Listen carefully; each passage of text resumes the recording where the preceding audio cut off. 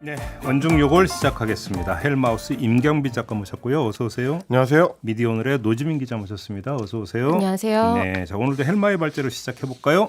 네, 지금 워낙 좀 큰 뉴스가 나오다 보니까 많은 분들한테 이제 순간적으로 잊혀지셨을 텐데 장관 후보자들이 3명이 지금 인사청문회를 앞두고 있습니다. 네, 그렇죠. 네, 근데 이제 이번 소위 2차 개각 장관 후보자들의 공통점이 하나 있다는 걸 제가 이제 발견을 했는데 뭔데? 이분들이 공통적으로 언론에 하는 얘기가 어떤 의혹이 제기되든지 간에 청문회 가서 해명하겠다. 원래 그 모범 답안 아니에요? 물론 이제 그렇죠. 근데 그럼에도 불구하고 이제 기존의 정치 문법에서 맞춰보자면 굉장히 어떻게 보면 이제 치명적일 수 있는, 그러니까 해명하지 않으면 낙마 사유가 될 수 있는 의혹이 언론을 통해 제기됐을 때 거기에 대해서는 좀 꼼꼼하게 해명을 하려는 노력을 하는 게 보통이었거든요. 네. 일반적으로는 이제 그런 경우들이 많이 있었는데 최근 들어서 유독 그 청문회 가서 해명하겠다라는 이야기로 일관하는 후보들이 많아졌다라는 느낌을 받습니다. 기자들과의 문답을 피하고 그렇습니다. 특히 이제 김행 여가부 장관 후보자 같은 경우에 지난 19일 한 2, 3일 전이죠. 그때 이 소위 기자들하고의 출근길 문답을 중단하겠다라고 선언을 하면서 사실은 처음에는 되게 적극적이었잖아요. 그렇습니다. 본인이 이제 언론 프렌들리한 장관이 되겠다. 본인 입으로 이제 그렇게 얘기를 했었는데 그러다가 이제 돌연 엑시트 했던 거고. 그렇죠. 이제 중단하겠다라고 하면서 청문회까지 아예 의혹 보도를 중단해달라라는 얘기를 하기도 했습니다. 물론 뭐 언론들이 그 말을 듣지는 않지만 언론의 기능인데. 예. 그렇죠. 예. 네, 이런 얘기를 했었고 신원식 후보자 같은 경우도 문재인 대통령을 향한 뭐 굉장히 좀 극단적인 발언이라든지 여러 과거에 했었던 이 발언들이 논란이 되니까 거기에 대해서 이제 12.12 군사 쿠데타에 대한 해명을 제외하고는 일괄적으로 청문회 중이나 혹은 청문회 직후에 국민들께 충분히 설명을 드리겠다. 유인촌 후보자도 유인촌 후보자는 심지어 지금 이제 언론 지상에서 사라졌습니다. 보이지 않고 있죠. 상대적으로 보도량이 거의 없더라고요. 네, 저도 어제 다시 한번 찾아봤는데 거의 보도가 안 되고 있습니다. 첫날 그 자전거로 출근한 이후에 네. 그 이후로는 거의 보도가 없고 거의 유일하게 어제 찾은 보도 중에 언론 단체들 몇 개 단체들이 모여가지고 지지한다는 성명 발표한 게 이제 거의 유일하더라고요. 지지 성명? 지지 성명. 보수 성향의 문화예술 단체들이 지지한다고 발표했다. 이런 내용인 거죠. 그럼 아무튼 그럼 정리를 하면 3명 장관 후보자 모두가 그러니까 아주 비슷한 패턴의 행동 양식을 보이고 있는데 그러면 그렇습니다. 헬마의 분석력이 전략이다 이런 겁니까? 그렇죠. 어떤 전략? 이동관 전략이라고 얘기를 해봐야 될 것 같은데. 이동관 전략? 이동관 전략. 이동관 방통위원장 같은 경우는 이제 후보로 거론되기 시작하던 시점부터 이제 갖은 의혹 보도들이 쏟아졌습니다. 대표적으로는 이제 아들의 학교 폭력 사건에 대해서 이동관 후보자가 이제 개입한 거 아니냐라는 의혹부터 시작을 해서. 홍보 수석실에서 어떤 방송 장악 개입 부분. 그렇습니다. 언론 장악 지위 의혹 뭐 이런 것들도 굉장히 보도량이 많았는데. 그때 생각을 해보시면 일단은 인사청문회까지 시일을 상당히 오래 뒀고요. 지명하는데도 한 2달 정도가 걸렸고. 그때 그래 말한 게 김백이 아니냐 이렇게 얘기했어요. 그렇습니다. 김백이가 지금 결과적으로 보면 통했다라는 생각을 여권이나 혹은 뭐 장관 후보자들 측에서 하는 거 아니냐라는 생각이 들어요. 근데 이동관 이제 그냥 위원장 지금 위원장 네. 위원장 같은 경우는 예를 들어 아들 학폭 논란 같은 거 나니까 그 장문에 입장문도 내놓고 했잖아요. 그렇습니다. 근데 이제 언론하고 직접 이제 소위 말하는 그 인터뷰를 통해서 대거리를 한다든지 거기에 대해서 이제 하나하나 이제 반박을 일일이 반박하기보다는 입장문을 내놓고 나머지는 다 이제 강경 대응하겠다. 라는 태도를 보이거나 혹은 가짜뉴스다. 그리고 또 그거는 이제 정식으로 지명되기 전이었잖아요. 지명된 후에는 뭐 별다른 해명을 그렇게 내놓지 않았죠. 지명된 후에는 왜 공산당 기관지 발언은 있긴 있었지. 그렇죠. 예. 근데 공산당 기관지 발언은 이제 본인의 본인의 의혹에 대한 대한 직접적 해명하고는 좀 거리가 있는 거예요. 정책 부분과 관련해서. 그렇죠. 그러니까 지명된 후에는 거의 말이 없었다.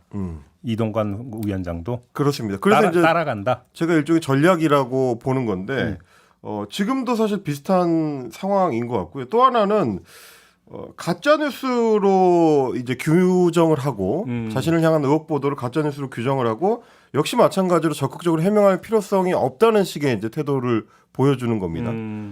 근데 이제 이게 어느 정도 먹혔다라고 생각이 드는 게 뭐냐면 이동관 후보자의 경우로 여기에 다시 대입을 해보면 결국 중요한 건 기존에 우리가 알고 있던 문법, 언론을 통해서 강력한 의혹 제기가 들어오면 여론이 움직이고 그 여론이 후보자를 흔들기 시작했을 때 견디지 못하고 낙마하는 패턴. 이게 이동관 후보자한테는 먹히지 않았다.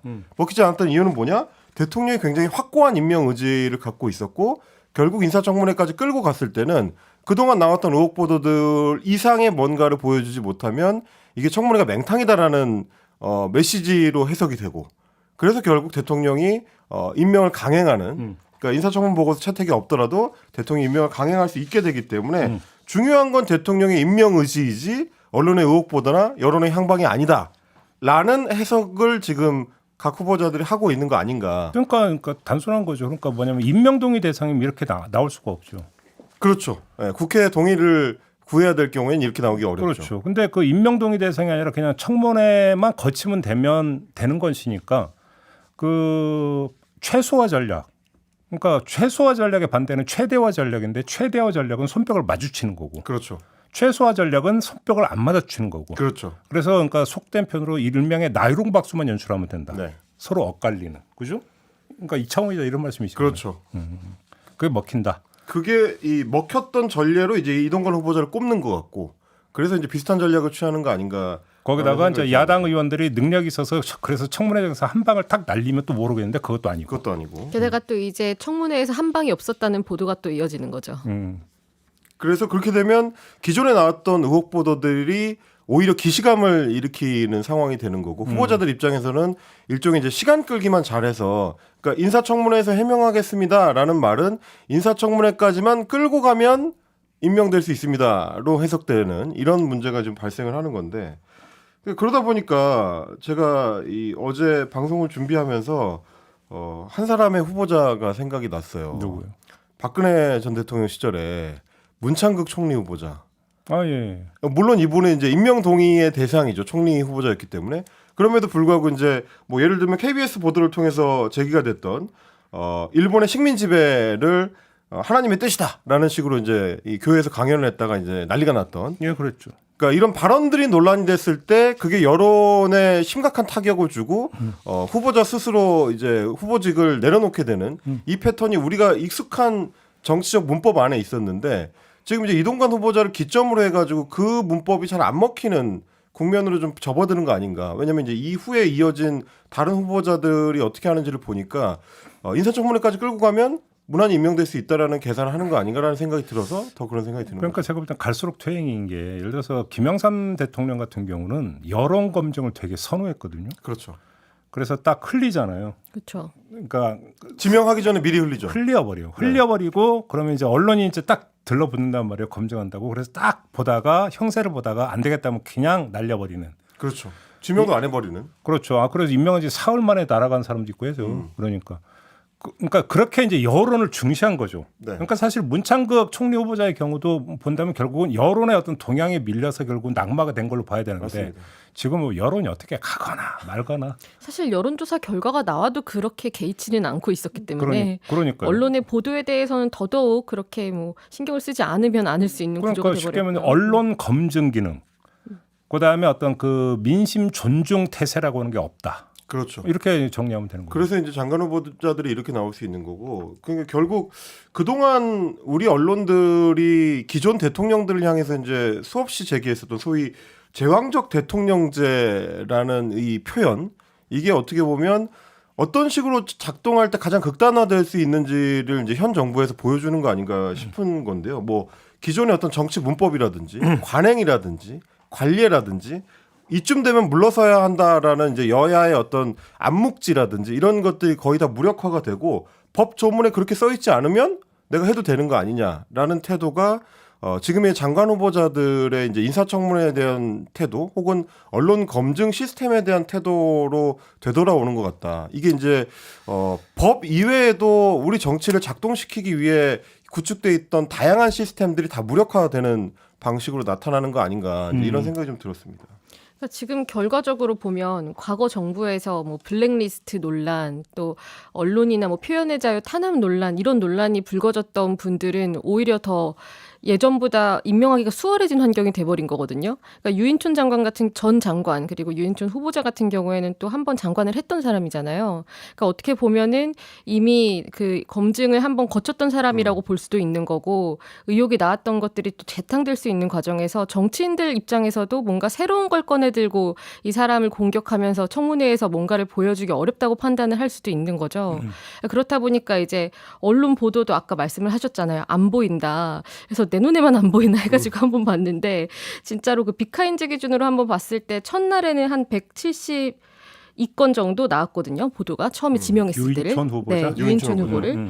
그런데 사흘째 되니까 한 40건까지 확 떨어지더라고요. 그리고 이제 19일 이후로는 뭐 10건대 이후로 뭐 한 자릿수 이렇게 이어지고 있는 그럼 상황인데. 거의 뭐 관심, 언론이 그쵸. 거의 보도를 안 한다고 봐도 그러니까 조용히 있다가 그냥 이렇게 인사청문회 거쳐서 임명이 될 수 있는 그런 수순으로 나아가고 있죠. 어떻게 보면 가장 수혜자라고도 볼 수 있을 것 가장 같습니다. 단순하면 하루만 눈 질끈 감으면 된다. 네. 그렇죠. 청문회 당일만 뭐 이런 얘기가 되는 거죠. 근데 이제 이렇게 되면 사실은 우리가 이제 인사청문 제도라는 거를 왜 만들었는가에 대한 생각이 들 수밖에 없는 거고 그동안에 어떻게 보면 이제 회색지대로 남겨져 있던 부분들 그러니까 언론이 문제 제기를 하고 그게 이제 국민 여론에 비춰봤을 때 합당하지 않다고 생각되면 스스로 물러나거나 혹은 이제 대통령실에서 일종의 가이드라인을 줘서 물러나는 형식을 취하거나 했었던 이 암묵지들이 더 이상 소용이 없어지는 거고요. 말씀하셨던 것처럼 장관 후보자들은 뭐 인사청문 보고서가 채택되든 안 되든 대통령한테 임명권이 있는 거니까 그냥 결국 최종 결정권이 대통령한테 있는 거라면 그러면 언론 검증 과정이나 인사청문 제도라는 게 있을 필요가 있느냐. 굉장히 좀 회의적이고 어떻게 보면 정치 혐오적으로 흐를 수 있는 좀 위험한 환경 안에 우리가 좀 들어가고 있는 것 아닌가. 그런 생각이 좀 듭니다. 뭐 그 이런 측면도 있을 거예요. 반향이라고 하잖아요. 언론 입장에서 뭔가 보도를 해서 반향이 있어야 그렇죠. 보도할 맛이 나잖아요. 그렇죠. 그래서 실제로 이제 기자들 사이에서 얘기를 들어보면 내가 이걸 쓰는 게 무슨 의미가 있는지 모르겠다는 생각이 그러니까 든다는 말을 정말 많이 듣거든요. 내가 뭐 이렇게 쓰던 말든 어차피 네. 임명장 줄 건데 네. 어차피 뭐 이런 어떤 뭐냐면 이게 깔려 있는 거잖아요, 사실은. 그러니까 속된 이제 언론은 그러냐 한 건 한다 이런 한 건주의가 발동될 심리적 동기도 제공하지 않는다. 아. 뭐 이런 거잖아요, 사실. 그게 심지어 국회의원들한테서도 발견이 되더라고요, 요즘에. 네. 내가 이렇게 해도 뭐 어차피 이런 얘기가. 그러니까 예. 그러니까 벽 앞에 서 있다. 그러니까요. 이런 거죠, 뭐. 그죠? 면벽 현상. 아, 면벽. 네. 네. 이렇게 정리하겠습니다. 네.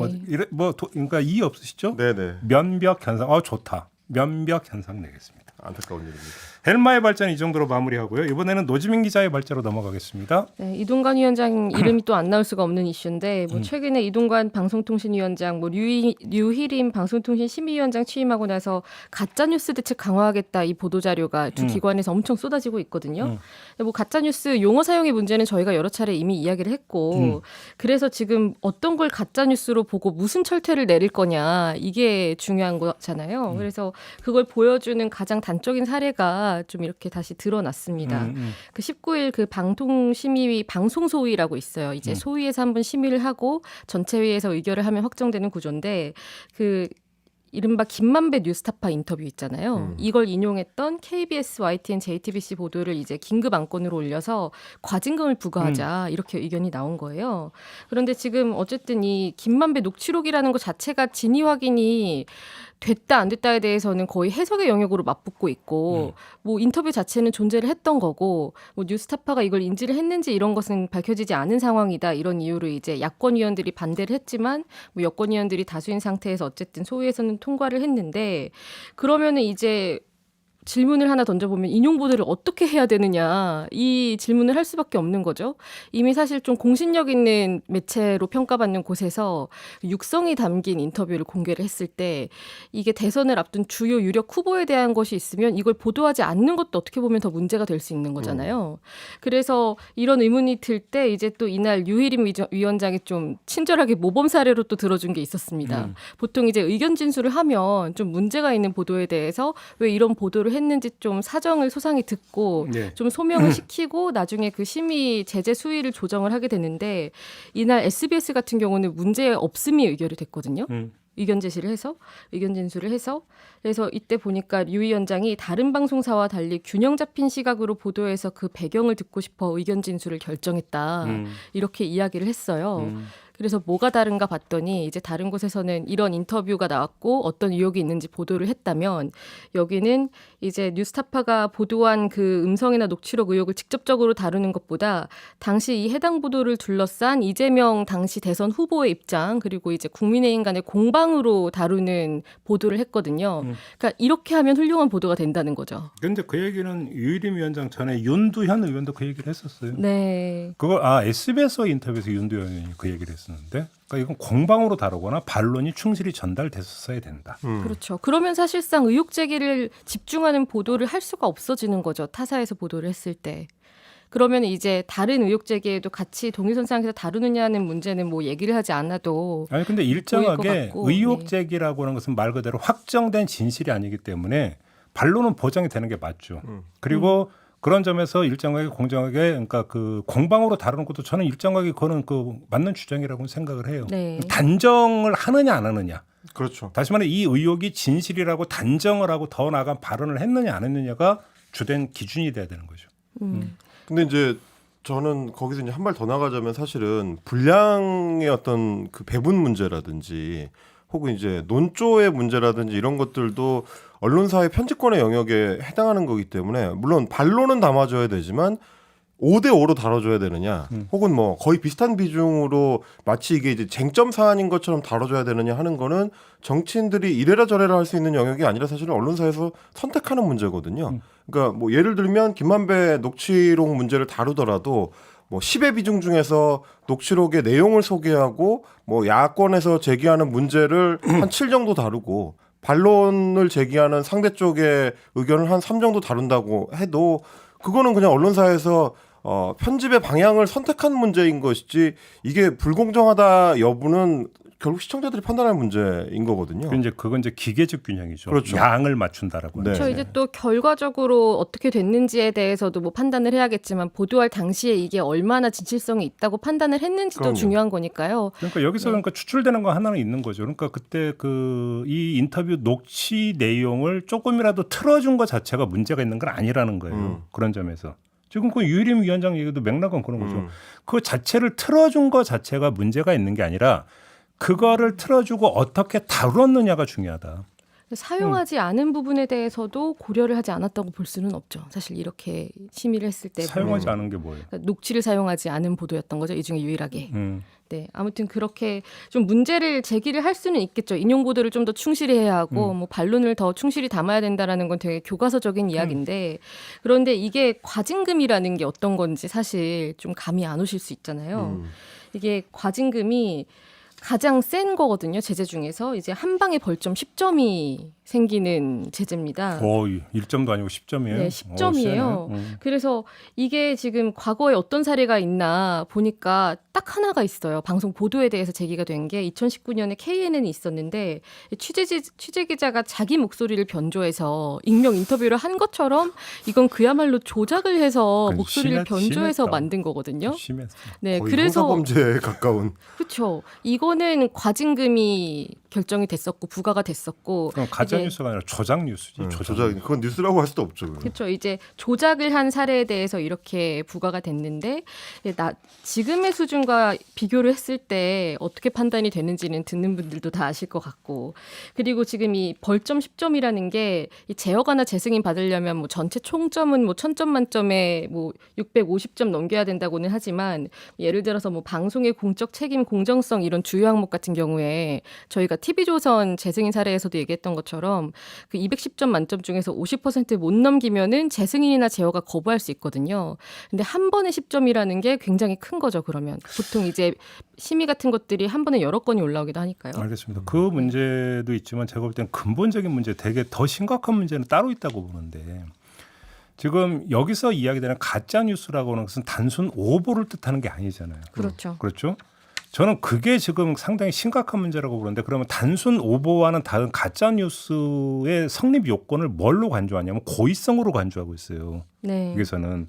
그런데 문제는 고의성은 그러니까 그 사람의 내면의 영역이기 때문에 입증할 수가 없어요. 본인이 밝혀내지 않고서는. 그러면 그것을 그러면 정황상으로 입증하겠다고 하고 압수수색에 들어가는 거잖아요. 그래서 편집하는 뉴스타파에 대한 압수수색도 결국은 그거였다는 거예요. 편집하는 사람과 데스크 간에 어떤 이야기가 오갔는지, 그렇죠. 예를 들어서 편집 지침이라고 하는 게 어떤 식으로 하달이 됐는지 이런 것들을 보겠다는 거잖아요. 그러면 고의성을 가짜 뉴스에서 고의성 입증이라는 과제가 도출되면 뭘로 가냐면 취재 제작 과정을 다 들여다보겠다는 얘기가 돼버려요. 그렇죠. 그렇죠. 이게 지금 어떻게 나타나고 있냐? 방통위에서 팩트 체크 기능을 강화하겠다는 얘기 그 얘기예요. 이게 그거는 무슨 얘기냐면 사후 결과적으로 보도 내용이 맞느냐 틀리느냐의 수준을 넘어서 보도 취재 제작 과정 모두를 들여다보겠다는 게 사실은 핵심적인 문제예요. 이거는 그렇죠. 사실은 언론의 자유를 상당히 심각하게 옥죄는 어떤 결과를 본질적인 문제는 사실은 거기에 있는 거죠. 그러니까 이제 이게 더 심각한 이유는 지금 말씀하신 그 부분인데, 왜냐하면 만약에 어떤 보도가 정말 사회적인 문제를 야기하거나 혹은 뭐 어떤 개인이나 기관에 그 큰 손해를 입혔을 경우에는 수사가 들어가서 취재 과정이나 뭐 관련된 부분들을 수사를 통해서 들여다볼 수 있죠. 특히 이제 법원의 어떤 압수수색 영장이나 이런 걸 통해서 그 과정이 있다면 그건 가능한데, 지금 그 과정을 방통위에서 관여하는 거는 전혀 다른 차원의 문제거든요. 한 말씀만 더 드리면 그러니까 허위사실 적시한 명예훼손 이런 걸 보면은 어떤 게 있냐면 진실이라고 믿을 만한 상당한 사유가 있었느냐가 되게 그렇죠. 중요한 판단 근거예요. 위법성 조각 사유 중에 핵심이 그거거든요. 이 얘기는 무슨 얘기냐면 설령 보도 내용이 그러니까 일부 틀렸다 하더라도 기자나 언론사가 진실이라고 믿을 만한 상당한 사유가 있었다라면 위법성 조각 사유에 해당에 대해서 죄를 묻지 않는다 이런 거란 말이에요. 네. 그런데 그러면 고의성이 있는지를 들여다보는 것도 이것과 똑같은 거 아니냐라는 주장이 나올 수가 있는데 전혀 이건 성분이 다른 얘기예요. 어떻게 다르냐면 진실이라고 믿을 만한 상당한 사유는 그러면 보도한 당신 쪽에서 입증해봐 이런 거예요.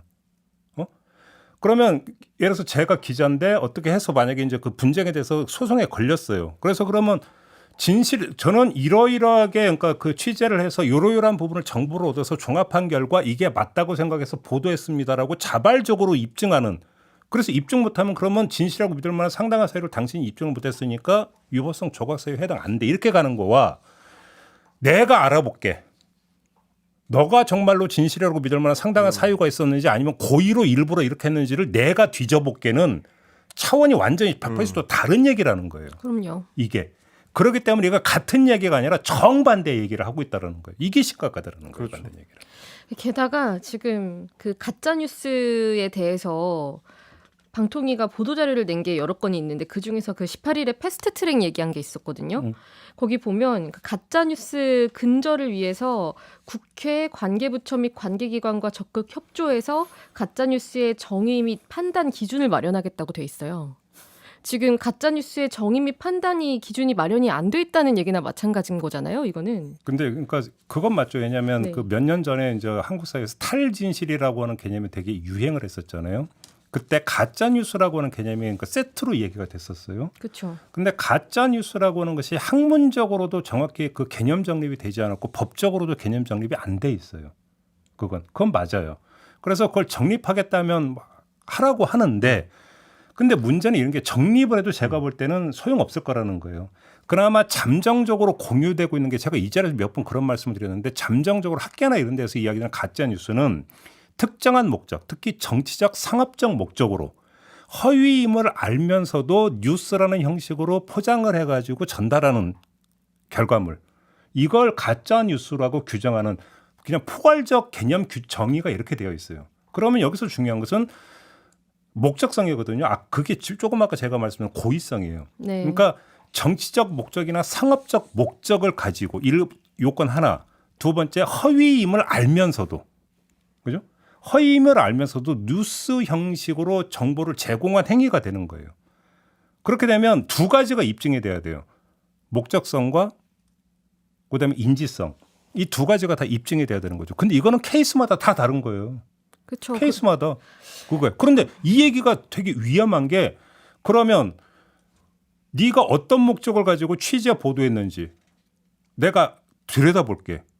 네가 허위였는지 아니었는지를 어떻게 알았는지도 내가 들여다볼게. 다 심리의 영역인데 내면의 영역인데 이걸 어떻게 들여다보냐고요.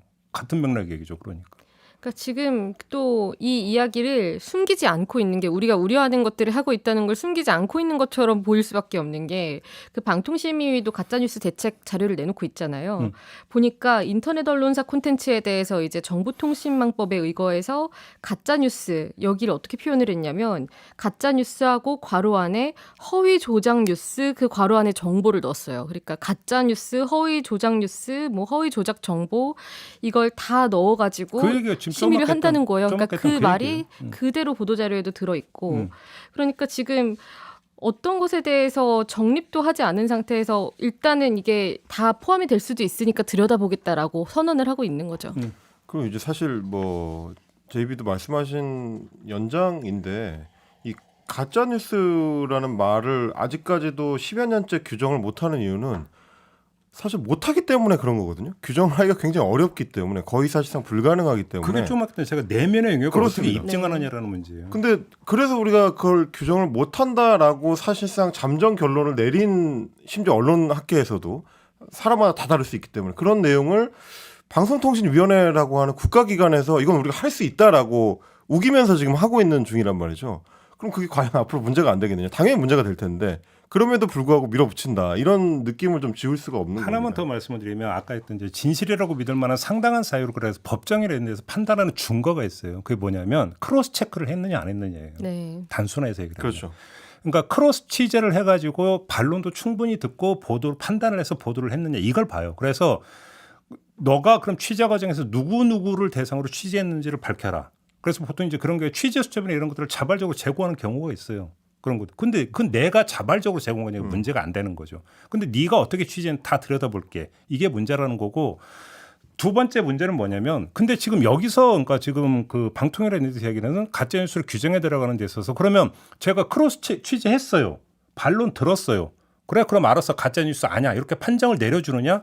지금 방향은 그게 아니에요. 그래서 당사자가 아니라고 했는데 왜 너는 이거를 이렇게 거기에 그 사실로 단정해서 보도했느냐?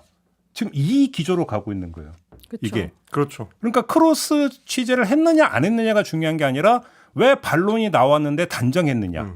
지금 이렇게 가버리면 답이 안 나오는 게 그러면 어떤 의혹의 대상자가 일단 부인하고 보는 건데 아니라고 하면은 다 그걸 그대로 받아들이는 아니라고 거죠. 해서 그래서 그러니까 취재 스톱 보도 스톱이 돼버리면 세상에 의혹 제기를 어떻게 하느냐라는 그렇죠. 이것이. 아니라고 하거나 이제 반론을 하지 않는 경우가 더 많아질 수 있는 거죠. 정치인들 같은 경우도요. 그렇죠. 아예 답변을 안 해버리는 경우. 그렇죠. 이거는 그러니까 보도를 제한하는 수준을 넘어서 취재를 제한하는 것이 돼버리는 거죠. 결과적으로는. 그 실제로 지금 이제 JTBC에서 보도했었던 김만배 씨 그 녹취 관련 보도에 대해서 그런 태도를 가지고 있는 게 이 조우영 씨가 부인했다고 해서 그걸 왜 제대로 담지 않았느냐라는 게 이제 방통위 쪽의 주장인 건데 뭐 해당 기자가 반론하기로는 본인도 다 그런 얘기를 들었지만 주변 취재를 추가로 했을 때 그거를 이제 기각할 만한 이유가 있다라고 생각을 해서 이제 기사에서 뺐다라는 얘기거든요. 근데 그 판단은 결국 이제 기자의 판단 내지는 편집부의 판단이기 때문에 거기에 대해서 방통위가 옳다 그르다를 판단할 권한이나 혹은 명확한 어떤 근거가 있느냐. 이 부분이 좀 의문으로 남을 수밖에 저는 없죠. 거기서 논쟁 지점이 있다고 봐요. 그럼에도 불구하고 그러니까 그렇게 이 반론이 나왔음에도 불구하고 이게 진실이라고 믿는 보도를 하더라도 반론은 소개해 줄 수 있는 거죠. 그렇죠. 근데 소개를 누락했다면 그건 논쟁 지점은 분명히 있어요. 그럼에도 불구하고 반론을 했는데도 불구하고 네가 사실이라고 단정해서 보도한 게 문제라고 돼버리면 언론이 성립이 안 돼요. 그러니까 이 존립할 보도의 수가 완결성에 대한 아쉬움을 지적을 하는 것과 이 보도의 의도를 단정해서 이거는 마치 무슨 공작이다라고 하는 건 완전히 다른 문제인 거죠. 딱 정확히 얘기할 것이 정리를 해주시네. 바로 그 문제예요. 그리고 지금 이 문제가 사실은 그 보도가 그렇게 악의를 갖고 만든 가짜뉴스다 아니다를 판단하는 주체가 방통위가 돼버리면 결국은 어느 보도에 대해서 그런 기준을 댈 것이냐 혹은 어느 언론사에 대해서 댈 것이냐도 자의적으로 판단할 수 있는 여지가 열려버리거든요. 그러니까 대표적으로 제가 이번 주에 본 게 이를테면 조선일보가 20일에 이 보도를 했습니다. 카르텔 논란에 삭감된 기초과학 R&D 예산을 다시 늘린다. 저도 했는데 아니라고 대통령실이 부인했어요. 나중에. 대통령실에서 몇 시간 뒤에 이거 검토한 사실 없다라고 밝혔습니다. 그러면 이게 그동안의 방통위의 기조로 보면 가짜뉴스인 거일 수 있는데 방통위가 여기에 대해서는 문제 제기를 하지 않으면 가짜뉴스가 안 되는 거거든요. 그러니까 그거는 방통위가 하고 싶으면 하고 아니면 안 하는 게 되는 거라 이거 이렇게 해도 되느냐. 그러니까 그 보도 내용에 대한 최종 판단은 사법부에서 내리는 게 원칙이에요. 행정부가 내리는 게 아니에요. 그렇죠. 그러니까 예를 들어서 언론중재위원회라고 있어요. 언론중재위원회는 사법기관이 아니에요. 하지만 여기서 잘 봐야 되는 게 언론중재위원회는 판단을 내리지 않아요. 중재를 중재하는 할 뿐이지. 거죠. 그래서 중재안을 내놨는데 한쪽이 안 받아들이면 중재가 성립이 안 되는 거예요. 그렇기 때문에 그거는 가능한 거예요. 다시 말해서 판단을 내린다는 것은 강제성을 규정한다는 강제로 이걸 하라 내지 벌을 주겠다라고 하는 어떤 강제성이 그다음에 따라붙는 게 판단인 건데 그래서 그건 사법부 영역인 거지 행정부에서 그걸 해버리면 그게 뭘로 가냐면 임의적인 그다음에 행정부는 권력을 행사하는 기관이기 때문에 이것이 심각한 문제를 빚을 수 있다고 해서 행정부에 그걸 주질 않는 거죠. 이 부분에 대해서. 그렇죠. 그래서 불가피하게 준다는 건 임시 긴급 조치에 한해서만 주는 거잖아요. 근데 지금 그 범위를 넘어서려고 하는 게 문제가 있더라고요. 그래서 지금 뭐 포털에 이게 뭐 심의 중이라거나 뭐 이런 식으로 보일 수 있는 표시를 달겠다 이런 이야기까지 나오고 있는데 이것도 이미 이것에 대해서 판단이 나오기 전에 이 보도에 대해서 낙인 효과를 주는 거고 그리고 그 사법부의 판단을 얘기하면 뭐 우리나라에는 워낙 뭐 사법부의 판단을 통해서 언론 보도에 책임을 묻는 제도는 잘 돼 있고 그리고 또 이 윤재욱 원내대표가 국민의힘 원내대표가 그 교섭단체 대표 연설에서 한 말 중에 그 프랑스 정보조작대처법 이야기를 했거든요. 뭐 앞으로 뭐 선거법 등 개정 과정에서 가짜뉴스 대응 방안을 확실하게 마련하겠다라고 하면서 프랑스조차 이런 법을 만들었다라고 하는데 이 법에 대해서 뭐 여러 문제들은 이전에도 많이 논란이 됐고 뭐 표현의 자유를 제약한다거나 이런 것들이 있었는데 이 법만 봐도 이 판단을 하는 주체가 판사예요. 네, 이 거짓 정보에 대해서 판단을 하는 게 판사고 이 제재를 결정하는 것도 판사인데 그럼에도 이건 과도하다라는 이야기가 프랑스를 비롯해서 국제사회에서 얘기가 되고 있는 거거든요. 그러니까 그다음 방통위에서 어떤 차단 조치 이런 것들을 그 삭제 지시 이런 것도 할 수 있는데 잘 봐요. 그 기준이 뭐예요? 논란의 여지가 없는 거예요. 그래서 음란물이라든지 이런 것들이 있잖아요. 다시 말해서 정치적 논란의 소지가 없는 것들로 한정이 되는 거지. 그래서 어떤 권력을 감시하는 과정에서 권력을 비판하는 내용에 대해서 그렇게 돼버리면 행정부가 만약에 이런 것들을 해버린다. 그 그렇죠. 결과가 어떻게 나오겠어요? 이것이. 이건 사실은 논란거리도 안 되는 거예요. 따지고 보면. 원칙에 입각해서 본다면. 그렇죠. 그래서 한마디로 얘기하면 지금 어떻게 되고 있는 질주하고 있다는 거잖아요. 질주. 그 끝이 어딜까 될까요? 저는 그게 궁금합니다. 네. 자, 언중요거는 오늘 이렇게 마무리를 하도록 하겠습니다. 두 분 말씀 잘 들었고요. 저도 함께 물러가겠습니다. 고맙습니다. 고맙습니다.